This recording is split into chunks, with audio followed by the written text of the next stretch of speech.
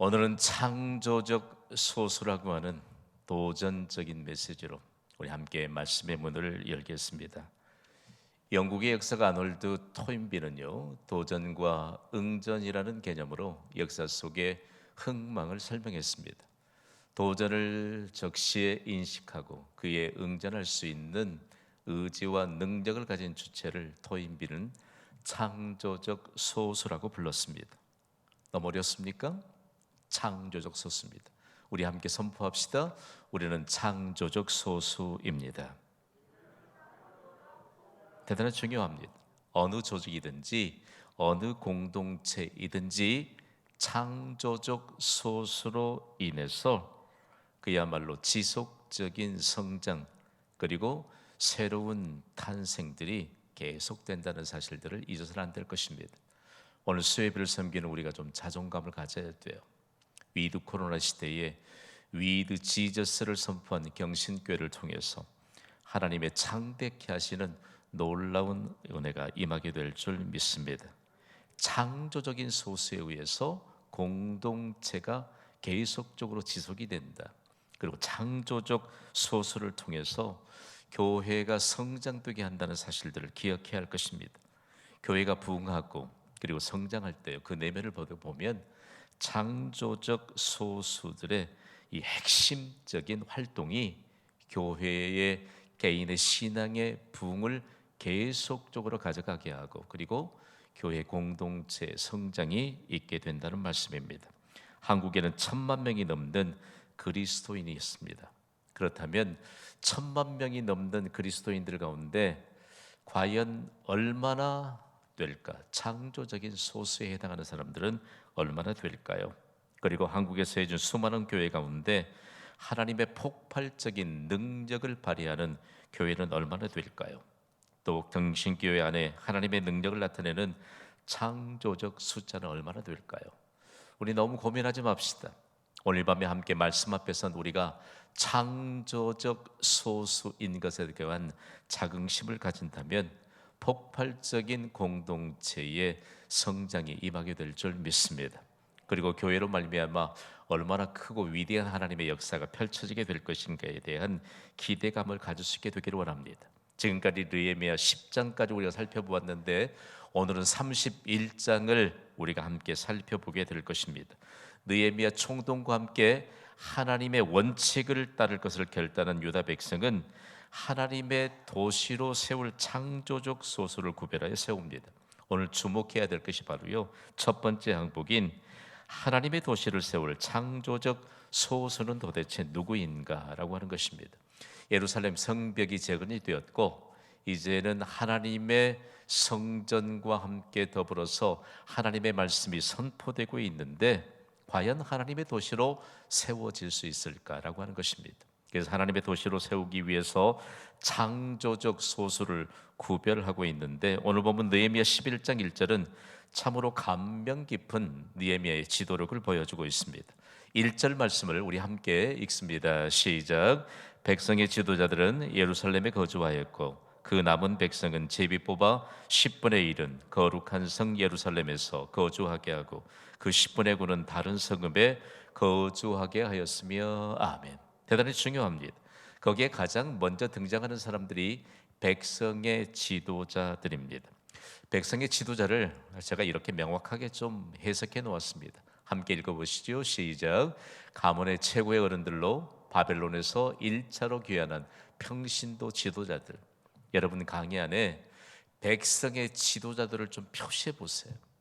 어떨 때 우리가 머릿속에 좀 집어넣기 위해서 밑줄도 긋고 그리고 계속적으로 거기에 표시를 하고 보이지 않을 만큼 새까맣게 깜주로 만들었던 이전에 우리가 공부했던 과거를 한번 생각해 봅시다. 백성의 지도자들은 매우 중요한데요. 실제적으로 유대 공동체가 가문에서 그리고 가문을 이끌어갈 수 있는 공동체를 이끌어갈 수 있는 중요한 지도자, 가문의 영광을 선포할 수 있는 그런 가문의 어르신들을 지도자들로 세웠잖아요. 그런데 이 사람들이 여러분의 강의한 여백에다가 좀 이렇게 써놓으세요. 바벨론에서 피눈물을 흘렸다. 왜 이 백성의 지도자들이 가문의 최고의 어른들이 바벨론에서 피눈물을 흘렸겠습니까? 그들이 바벨론의 포로가 되기 전엔 하나님의 성전과 함께 더불어 하나님의 영광이 충만한 예루살렘에서, 아니요, 유대 백성이 거주하는 전체에서 하나님의 영광을 찬양하고 살면 하나님의 은혜 가운데 살 수 있었습니다. 그런데 하나님을 멀리하고 우상을 숭배하다가 결국은 하나님 없이 사는 바벨론의 포로가 됐잖아요. 그리고 그들이 포로로 갈 때 참 묘한 것은요, 포로기에 왜 그 악기들은 가져갔나 모르겠어요. 포로로 끌려가면서 하나님을 찬양할 때 사용하던 악기들을 가져갔습니다. 생각해 보세요. 오늘 우리가 쉽게 좀 생각해 봅시다. 기타 그리고 바이올린 같은 악기를 가져갔다고 생각합시다. 그런데 바벨론 땅에서는 하나님 없이 사는 그 바벨론 제국 안에서는 하나님의 영광을 찬양할 수 없습니다. 그들이 하나님의 영광을 찬양할 때 사용했던 악기들이 아무런 소용이 없었습니다. 그래서 그 악기들을 나무 위에 매달아 놓고 그들은 그 악기를 바라보면서 하나님의 영광을 찬송할 수 없어서 울었습니다. 여러분, 우리의 생명, 우리의 호흡이 다하는 동안 하나님을 찬양하시기를 주님의 이름으로 축복합니다. 아껴두지 마세요. 아껴두지 마세요. 얼마나 바벨론 제국에서 피눈물을 흘렸든지 실제적으로 유대 공동체를 이끌어갔던 사람들은 백성의 지도자들이었습니다. 그런데 이들이 유대 백성 전체 가운데 10분의 1에 포함되는 사람들인데 가장 먼저 하나님 앞에 예루살렘을 하나님의 도시로 세우기 위해 구별된 자들이었습니다. 여러분, 여러분의 가정에 가문의 영광이 여러분에게 달려있음을 믿습니까? 기억하셔야 돼. 기억하셔야 돼. 집안에서 한 사람이 예수 그리스도를 믿고 하나님의 영광을 찬양하기에 합당한 믿음을 가지면요, 가족이 다 살아나요. 아멘 하시기 바랍니다. 아멘 하세요. 가족 다 살아나요. 오늘 이 시대를 살아가는 우리에게 있어서 믿음이 아닌 것으로, 생명력이 없는 하나님의 말씀이 아닌 것으로, 그리고 믿음의 표지가 아닌 것으로 어떻게 하나님을 증거할 수 있겠습니까? 얼마나 피눈물을 많이 흘렀는지 몰라요. 저는 본문을 연구하면서 백성의 지도자들이 너무 많은 피눈물을 흘렸구나. 그리고 다시 돌아와서 성벽을 재건하고 하나님의 도시로 만드는 일에 그들이 가장 먼저 앞서 구별되었던 것을 알 수 있습니다. 그래서 이들은요, 가장 먼저 헌신했던 사람들이에요. 우리의 가정에 하나님의 영광을 위해서, 그리고 하나님의 일을 위해서 헌신하는 한 사람만 있으면 하나님의 영광의 빛이 우리 가정에 충만하게 비추게 될 줄 믿습니다. 이것이 문제입니다. 가족들이 있는데 믿음이 다 똑같아요. 믿음이 다 시원찮으면 오늘 이 밤에 함께 말씀을 받으면서 뭔가 좀 회복되어야 돼요. 대단히 중요합니다. 이들이 헌신함으로 유대 백성 전체가 다시 살게 되는 놀라운 역사의 근거가 되었습니다. 다음으로는요, 남은 백성의 제비뽑은 10분의 1입니다. 오늘 본문을 우리가 그냥 넘겨 지나갈 수 없는 것이, 제비를 뽑은 것이 하나님 앞에서 대단히 높이 평가받을 일입니다. 여러분, 제비 뽑기는 하나님의 뜻을 묻는 전통적인 방법이었습니다. 하나님의 뜻을 물을 때 전통적인 방법인 제비 뽑기를 통해서 10분의 1을 예루살렘에 거주하게 했습니다. 이게 대단히 중요하죠. 여기에 10분의 1을 구별했다라고 할 때 하나님의 것으로 구별했던 11조로부터 비록된 것임을 알 수 있습니다. 대단히 중요합니다. 하나님의 것은 영광스러운 것입니다. 믿으시면 아멘 하세요. 우리에게 10분의 1과 10분의 9를 통해서 하나님이 10분의 1로 인해서 우리에게 있는 10분의 9가 얼마나 영광스러운 것인지, 그리고 자랑스러운 것인지를 가르쳐주고 있다는 말씀입니다. 여러분, 10분의 1로 구별되기 위해서 제비 뽑기를 했다. 그리고 제비 뽑힌 결과 10분의 1이 예루살렘에 거주하게 되었다라고 하는 것인데요, 여기에 10분의 1이 대단히 중요한 의미가 있습니다. 먼저는 하나님의 것으로 구별되는 것입니다. 여러분이 강의한 여백에 내가 평생 동안 하나님의 것으로 구별되는 인생을 살아야 한다. 중요한 문제지요. 다음으로 하나님의 성전을 버리지 않는다는 맹세가 10분의 1에 있습니다. 대단히 중요합니다만 여러분, 레위 지파를 통해서 하나님의 성전에서 봉사하게 만들었잖아요. 우리는 쉽게 생각해요. 사단이 우리의 생각을 해집게 들어오면 쉽게 넘어집니다. 내가 오늘 또 마음 먹고 수협에 나왔는데 내 생각에 뭔가 눈에 보여야 할 분들이 보이지 않으면 사단이 틈타요. 여러분 개인이 하나님 앞에 10분의 1로 하나님의 것으로 구별되었고, 그리고 다른 사람 몰라도 이제는 더 이상 포로기를 거치고 난 이후에 다시는 하나님의 성전을 버리지 않는다는 맹세가 10분의 1로 구별되었고, 계속적으로 이스라엘의 역사 가운데 10분의 1, 오늘 이 시대에도 여러분 마찬가지로요, 정말 하나님 앞에 믿음의 굳은 심지를 가진 자들은 10분의 1에 해당된 하나님의 것으로 구별되어서 영광스러운 도구로 쓰임받게 되는 역사적인 증거를 갖게 된다는 말씀입니다. 여러분에게 묻습니다. 평생 동안 하나님의 것으로 구별되는 인생을 살기를 원하십니까? 아멘이죠. 아멘이죠. 하나님의 것으로 구별되는 것처럼 아름다운 것이 없고, 하나님의 것으로 구별되는 것처럼 영광스러운 일이 없습니다. 그런데 여기에 예루살렘을 하나님의 도시로 세우면서 이스라엘 백성들이 왜 제비뽑기를 했을까라고 하는 것인데요, 당시에 예루살렘에 거주하는 것은 대단히 쉽지 않은 일이었습니다. 그게 대단히 중요한 것은 세 번째로 예루살렘에 거주하기를 자원하는 자들을 통해서 분명하게 이 내용을 알 수 있는데요, 오늘 본문인 느헤미야 11장 2절을 우리 함께 읽어보겠습니다. 2절입니다. 시작. 예루살렘에 거주하기를 자원하는 모든 자를 위하여 백성들이 복을 빌었느니라. 아멘. 백성이 지도자들, 그리고 제비 뽑아 10분의 1 된 자들, 그 외에도 예루살렘에 거주하기를 자원하는 자들이 있었습니다. 여기에 자원하는 모든 자라고 하는 이 빨려 들어오는 이 말씀을 우리가 좀 붙잡아야 됩니다. 자유의지로 하나님께 헌신한 자들을 말합니다. 당시 예루살렘이 사람이 거주하기에 적합한 조건이 아니었습니다. 여러분, 예루살렘 성벽을 재건하기 이전의 시대 여러분 좀 보았지요? 정말로 얼마나 황폐했으면 들짐승의 놀이터가 될 만큼 황폐한 땅이 됐을까?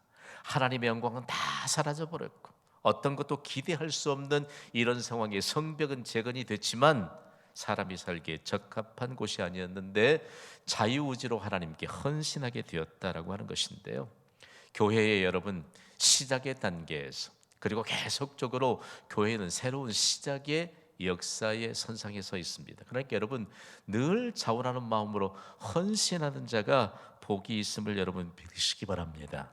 이 사람들이 얼마만큼 복된 자들이었는지 유대 공동체가 이들을 향해서 축복해 주었다라고 하는 사실들을 기록하고 있잖아요. 열악한 환경 속에서 하나님을 신뢰하고 이제 이미 선포되기를 시작했던 하나님의 말씀을 붙잡고 예루살렘에 거주하면서 하나님의 도시로 만들겠다고 자원하는 사람들이 얼마나 영광스러운 결단이었는가를 강력하게 나타나고 있습니다.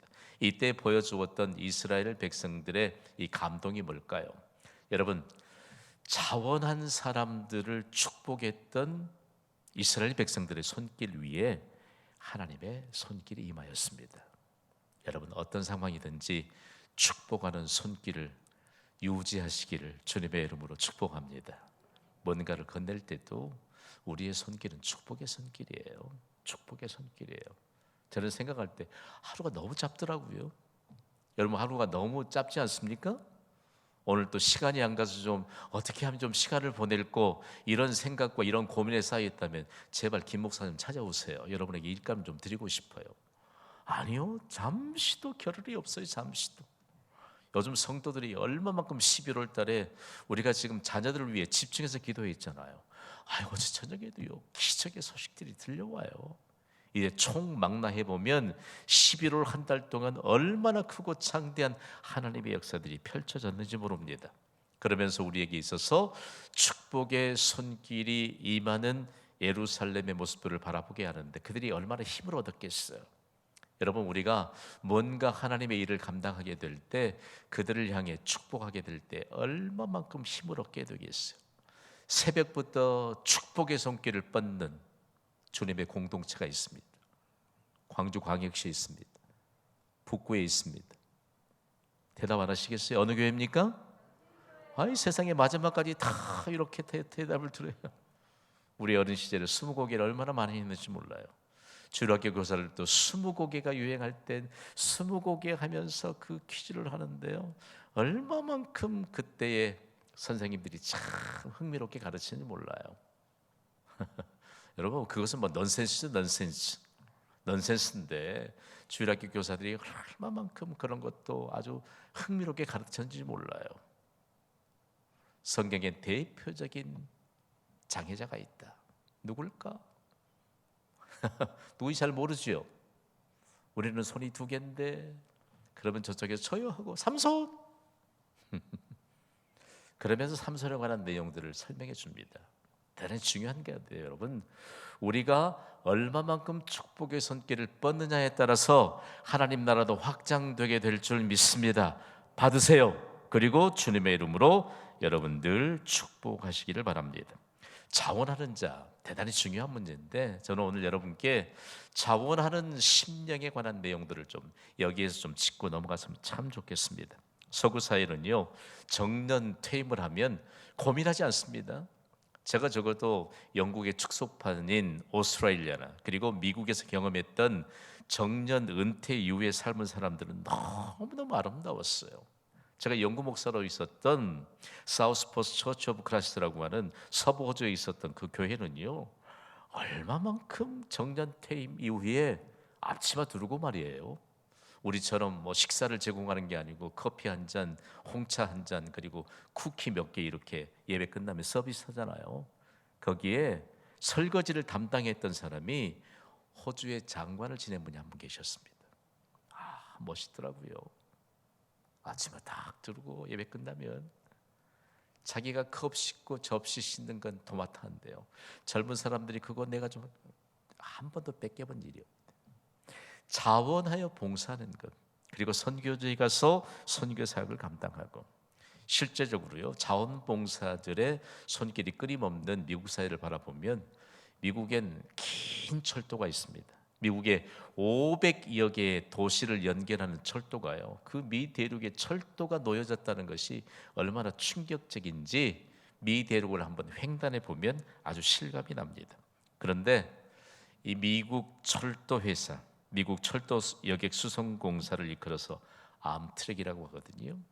우리 한국철도공사처럼 암트랙이라고 이름하는 이 철도를 이용하려면 이용료가 엄청나게 비쌉니다. 가끔씩 이 손님들이 왔다 가고 그러면 철도역에 손님을 모시다 드리고 또 픽업하는 이런 일이 있어서 가끔 들려보면 거기에 뭐 전 자동화 시스템이기 때문에 별 사람들 손길이 있지 않습니다만, 그래도 뭔가 좀 궁금할 때 묻기 위해서 안내돼서 이렇게 가보면 갈 때마다 사람이 달라요. 그리고 명찰을 딱 붙이고 있는데 다 거기에 봉사하는 사람들이 자원봉사자예요. 자원봉사자. 멋있어요. 남녀를 불문하고 자원봉사자들이 물어보면 친절하게 대답해주고, 그리고 사실상 모든 걸 다 보도록 그리고 손으로 다 터치하도록 해봤지만 그래도 사람이 물어야 좀 직성이 풀리는 그런 게 좀 있잖아요. 얼마나 친절하게 대답해 주는지. 저는 하나님의 공동체인 교회에 오면 모든 사람들이 자원하는 마음으로 하나님 앞에 설 때 틀림없이 그 서 있는 자들을 하나님이 복 주시는 것을 지금까지 보아왔습니다. 주님 다시 올 때까지 보게 될 줄 믿습니다. 자원하는 마음으로 쓰세요. 그분들에게는요, 투정이라고 하는 그런 표정을 본 적이 없어요. 얼마나 상냥하고 얼마나 친절하고 그리고 얼마만큼 상세하게 안내해 주는지 모릅니다. 거기에 도대체 이 모든 것이 어디로부터 왔느냐? 성경으로부터 왔습니다. 사도 바울이 아주 흥왕했던 도시, 그리고 성적으로 문란했던 도시 고린도에 세워진 교회를 향해 하나님 앞에 드리는 것을 보니까 자원하는 마음이 좀 결여됐습니다. 하나님 앞에 즐겨내는 자들, 거기에 포함되면요, 헬라어를 분석해 보면 뭐뭐 포함되느냐, 거기에 다 포함되어 있어요. 여러분, 내 인생은 나의 것이 아니고 누구의 것이지요? 주님의 것입니다. 착각하면 자원할 수 없어요. 세상은 아무리 내 인생은 나의 것 소리 높여 노래할지라도 우리는 내 인생은 주님의 것이에요. 내 인생은 주님의 것이. 그러면 사도 바울이 말했던 거 거기에 다 포함되어 있습니다. 실제적으로 모든 것이 하나님의 것이므로 하나님 앞에 즐겨내는 자를 하나님이 사랑하시느니라. 아멘. 그거 보면 실제적으로 우리가 하나님 앞에 물질로 헌신하는 것은 작은 부분에 불과해요. 중요한 것은 우리의 중심이죠. 중심. 오늘 그렇다면 이와 같이 자원해서 예루살렘에 남겠다라고 하는 사람들을 이스라엘 백성들이 함께 축복했던 그 장엄한 모습 속에 경신교회 공동체의 모습을 생각하시길 바랍니다. 그리고 평생 동안 자원하는 자가 얼마만큼 큰 하나님의 복이 임하는가를 우리의 삶으로 증가하게 될 줄 믿습니다. 다음으로 하나님의 도시는 무엇에 기반을 두는가? 대단히 중요한 문제죠. 느헤미야는 믿음의 기반 위에 예루살렘을 거룩한 하나님의 도시로 세우고 있습니다. 먼저는 예루살렘 성 안에 거주하는 사람들을 보면 되는데요. 맨 처음에 등장하는 사람들입니다. 지방 가문의 지도자들이고요. 두 번째 등장하는 사람들은 제사장 가문이고요. 세 번째는요, 레위 가문입니다. 이 세 부류의 사람들을 통해서도 보면 하나님의 도시는 믿음의 기반 위에 세워진다는 것입니다. 여러분, 믿음의 기반 위에 하나님의 도시가 세워진다는 건 뭐지요? 우리의 모든 것이 믿음의 기반 위에 세워져야 할 줄 믿습니다. 다음으로 우리가 눈여겨보아야 될 부류들이 바로 기타 봉사자 가문들입니다. 느헤미야 11장 19절에서 24절에 기록된 내용은 너무 귀중해요. 여기에 성문지기, 그 다음에 느디님 사람, 성전 봉사자, 노래하는 사람들이 등장합니다. 우리가 정말 눈여겨보아야 될 사람들이 느디님 사람들입니다. 오늘 본문인 느헤미야 11장 21절을 우리 한 목소리로 읽습니다. 시작. 느디님 사람은 오벨에 거주하니 시아와 기스바가 그들의 책임자가 되었느니라. 아멘. 오늘 우리가 처음 마음에 좀 새겨둬야 될 사람들이 느디님 사람들입니다. 좀 어렵지요. 히브리 이름도 얼마나 어려운지 몰라요. 그런데 우리에게 있어서 느디님 사람들은 과연 어떤 사람들일까? 구약 성경의 원문인 히브리어도요, 우리가 늘 가까이 하고 있는 영어 성경 NIV 버전도 느디님 사람으로 기록하거나 번역하지 않습니다. 성전 봉사자들로 기록하고 있습니다. 얼마나 놀랍든지 말이에요. 그래서 구약의 원문을 그대로 영어 성경 NIV 버전이 명확하게 번역해 놓았습니다. 시아와 기스바를 책임자로 한 느디님 사람들은 과연 어떤 사람들일까? 그들이 거주했던 곳 보면요, 오벨이라고 하는 곳에 거주했는데, 오벨은 다윗성과 그리고 성전산 사이에 위치하고 있습니다. 여러분, 예루살렘을 꼭 가보시기를 바랍니다. 예루살렘을 꼭 가보시면 다윗성은 이전의 예루살렘 성을 얘기하지 않습니까? 다윗성은 이전에 아주 축소된 예루살렘 성입니다. 거기에서 시내 하나를 건너면 어떤 것이 있느냐? 성전산이 있습니다. 대단히 중요합니다. 그래서 다윗성과 성전산 사이에 매우 가까운 위치에 있으면서 이들이 가장 먼저 성전을 향해 봉사의 손길을 뻗을 수 있는 사람들이었던 걸 알 수 있습니다. 그래서 대단히 중요한 문제를 가르쳐주고 있는데요, 이들은 느헤미야 3장에도 보면 가장 중요한 성벽 재건의 일부분을 매우 신실하게 건축할 때 헌신된 자들이었습니다. 그러나 유대 공동체들 가운데 느디님 사람들은 헌신한 자들의 모범이 되었던 사람들입니다. 그래서 느디님 사람들은 신실한 믿음의 사람들로 성전의 봉사자들로 대표적인 격으로 인정을 받았던 사람입니다. 그래서 이들이 두고두고 이스라엘의 역사상 믿음의 모범으로 기억되고 있습니다. 이들이 성벽을 재건할 때도요, 일부분을 맡았잖아요. 일부분을 맡아서 성벽을 재건할 때도 이들의 입술에서 증거되는 것은 축복의 메시지, 감사의 메시지, 그리고 하나님께 영광을 돌리는 메시지였대요. 그런데 대단히 중요한 것은 조금 형편이 열악했을 때 잘 하다가도 불평하고 원망했던 이런 목소리들이 다 섞여 있었습니다. 그때 사람들이 힘을 얻게 될 때 느디님 사람들의 모범을 통해서 함께 힘을 얻게 되었다. 그리고 회복되고 결국에는 완공되는 역사의 결말을 보았던 사람들로 그렇게 기록되고 있습니다. 다음으로 예루살렘 주변에 거주하는 백성들을 한번 보기를 원합니다.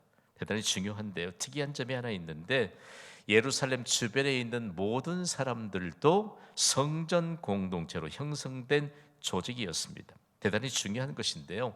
예루살렘 성 안에 있는 사람들은 예루살렘을 하나님의 도시로 세워갔는데 예루살렘 성 바깥에 있는 모든 사람들 역시도 성전 공동체로 형성이 되어갔던 것을 알 수 있습니다.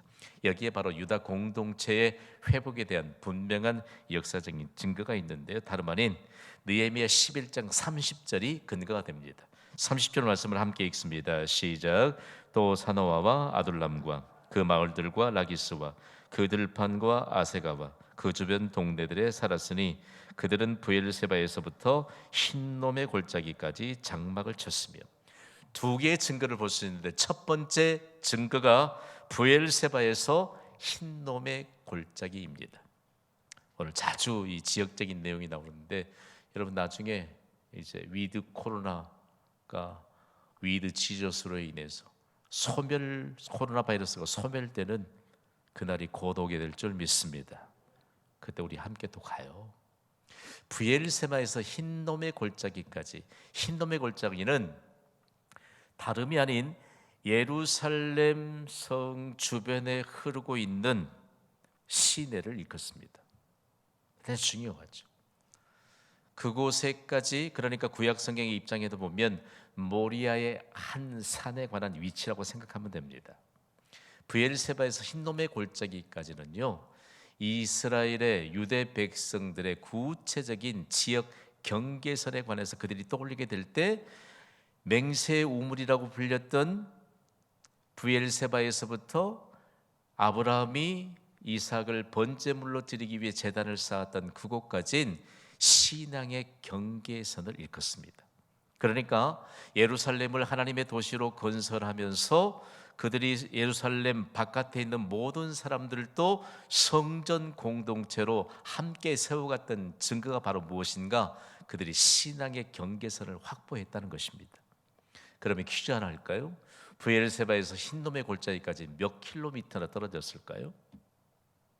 1번 60km, 2번 61km, 3번 62km, 대략 60km입니다. 60km 떨어져 있는 곳인데 브엘세바에서 아브라함이 하나님의 명령을 따라 100세에 얻은 아들이 그야말로 용모가 준수하게 자라던 그때 번제물로 바치라는 명령을 받았을 때 하나님의 명령에 순종해서 브엘세바에서 사흘 길을 걸려서 모리아의 한 산까지 이르렀습니다. 며칠 걸릴까요? 3일 거리입니다. 대단히 중요하죠. 그래서 그들은 생각 속에 아브라함이 이스라엘을 통해서 주었던 믿음의 모범은 예배의 모범입니다. 순종의 모범입니다. 예배하면 모든 일에 해답을 얻게 될 줄 믿습니다. 누구를 보았을까요? 아브라함을 보라. 아브라함의 모범을 따랐던 이삭을 보라 라고 하면서 브엘세바에서 흰놈의 골짜기까지 신앙의 경계선을 치면서 그들이 다시 예루살렘이 하나님의 도시로 건설될 때 유다 백성 전체는 이처럼 신앙 공동체로 다시 세워지는 장엄한 역사를 펼쳐지게 되었다라고 하는 사실인 것입니다. 다음으로 두 번째 근거는요, 장방을 쳤다는 것입니다. 여기는 우리가 빠뜨리지 않고 좀 기억해야 되는데요. 아래 해석 부분 유다 지역은부터 함께 읽어보겠습니다. 시작. 유다 지역은 아직 땅을 완전하게 회복하지 못하였지만 장막을 치면서 광야 시대의 신앙 공동체의 원형을 계승하고 있다. 보십시오. 대단히 중요한 문제입니다. 그들이 장막을 쳤다라고 말할 때 광야에서 40년 동안 천막을 치면서 하나님의 특별한 은혜를 입었잖아요. 낮에는 구름 기둥, 밤에는 불 기둥, 그리고 이른 아침엔 하늘에서 내려주시는 종합 영양식인 만나를 공급했던 그 하나님의 은혜를 기억하면서 다시 신앙 공동체를 세우기 위해 장막을 치면서 실제적으로는 1년 내내 초막절이 되면 그들이 오히려 튼튼하게 지었던 집이 있었지만 초막을 짓고서 거기에서 광야 생활을 회상하면서 자손들에게 초막 사이사이를 나뭇가지로 엮잖아요. 그럼 밤에 누우면 밤하늘의 별이 보입니다. 별 하나를 세면서 우리에게 은혜를 베푸실 분은 하나님이시다. 영영토록 우리를 인도하실 분은 하나님이시다. 이 밤이 지나고 나면 하나님이 구름 기둥을 옮기기 시작하면 우리는 일제히 하나님의 명령을 따라서 움직여야 된다. 그들이 장막을 쳤던 것은요, 텐트를 쳤던 것은 신앙의 공동체를 회복하면서 순종의 공동체로 세워갔던 분명한 증거라는 것입니다. 이제 오늘 결론적으로 하나님의 메시지를 받습니다. 다 함께 선포합시다. 시작. 하나님의 도시를 세우는 주역들. 아멘. 누구입니까? 대단히 중요한 문제인데요, 하나님의 도시로 세웠던 예루살렘에 거주했던 10분의 1에 해당하는 중요한 주역들이 과연 얼마만큼 지대한 영향을 끼쳤을까라고 하는 것인데요, 가장 뚜렷하게 하나님의 도시를 세웠던 곳이 바로 스위스의 국제 도시로 일컫는 제네바입니다. 이곳에서 칼빈이 스위스의 종교 계획을 완성하잖아요. 이때에 내걸었던 슬로건이 하나 있습니다. 다 함께 선포하시죠. 제네바를 하나님의 도시가 되게 하라. 지금도 칼빈이 사역했던 그 장로교회를 가보면요, 장로교의 첫 번째 교회가 되었던 그 교회 주변을 쭉 돌아보게 되면 참 실감이 납니다. 거기에 순례했던 그 감격을 여러분과 나누다 보면 한참을 말씀드려야 되겠는데, 구시청, 제네바의 구시청을 거쳐서 장로교회까지 가는 길이 있습니다. 참 깔끔하게 단장이 되어 있고, 그곳에 가면서 제네바를 하나님의 도시가 되게 하라라고 했었던 그 아름다운 슬로건이 얼마만큼 그곳을 하나님의 도시가 되게 하는데 지대한 영향을 끼쳤던가를 알 수 있습니다. 그 자존감을 가지고 카페가 형성이 되어 있고, 그 자존감을 가지고 식당이 형성이 되어 있고, 그 자존감을 가지고 사람들의 휴식처가 형성이 된 그 증거들을 볼 수 있습니다.